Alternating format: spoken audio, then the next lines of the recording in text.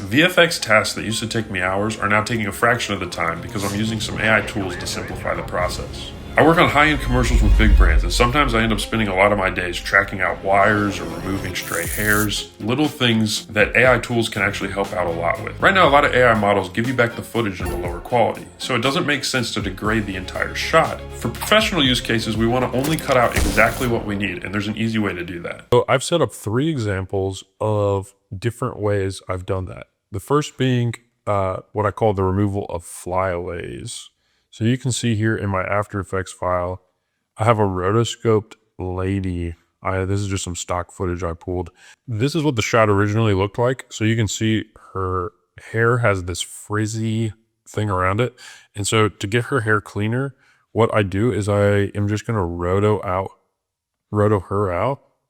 You can see here. So the question is, where does AI come into this? So what you can do is in Kling Omni or in Runway, you can put your video in and just say, remove the actress from this video. And then what you'll get out is a clean plate. You could also do this with Photoshop Generative Fill if it's a still frame like this. But what's nice about using Kling and Runway is if there's motion in the shot, which you'll see later, it will still remove the actress, no problem. So then what you have is a clean plate of the shot, and then you have the actress. The next example we're going to look at is a wire removal. So here's a shot I have of a wire removal.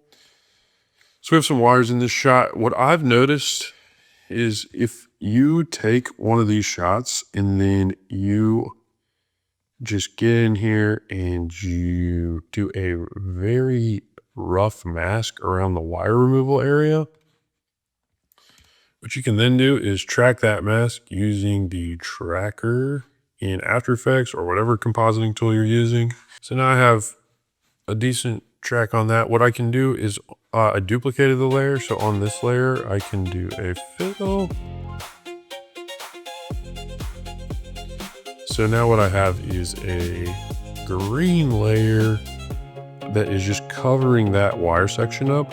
What I'm noticing now though is we have this shadow also. So I'm just gonna try and cover all this up and see how it goes. You gotta watch shadows when you're doing this stuff, because if you don't remove the shadow, it's gonna look weird. You're gonna have an extra shadow just sitting in there.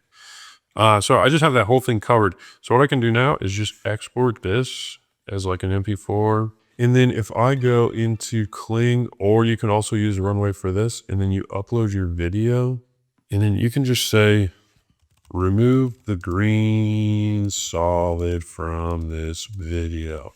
And then we will generate that. Cool, so now you can see here, these wires are very cleanly removed. Okay, so now what's really cool is once I have that wire comp tone, what I can do is go to Transform, Fit to Comp.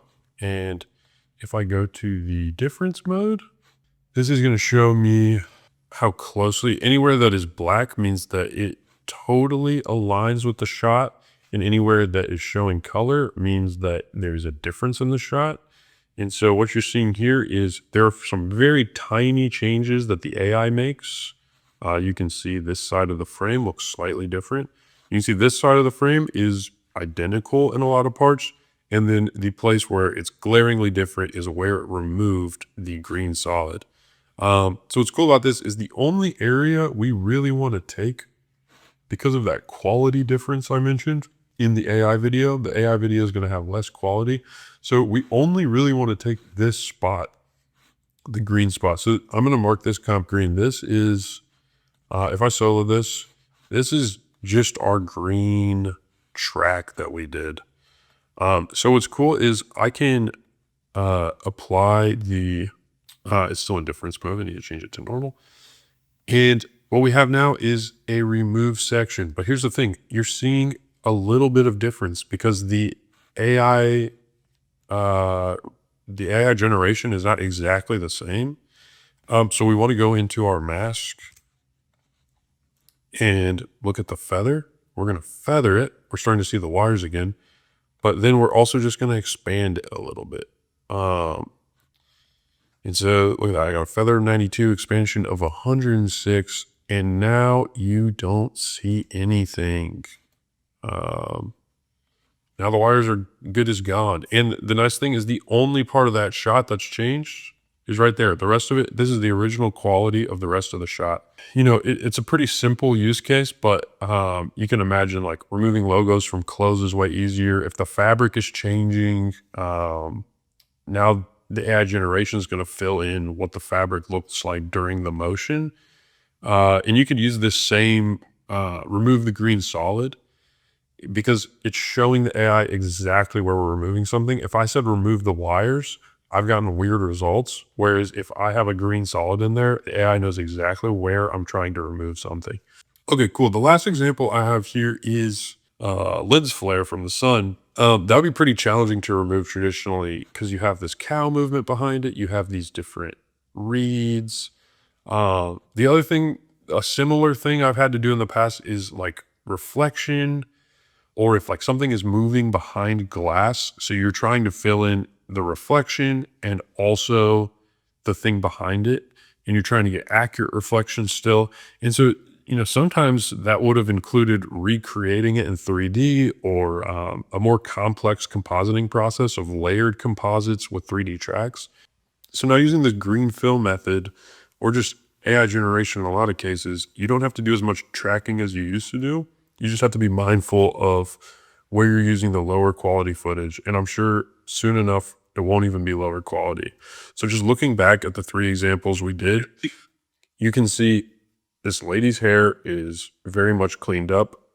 The wires are removed very cleanly, and you can see that the lens flare is removed. So that's pretty much it. See you in the next one.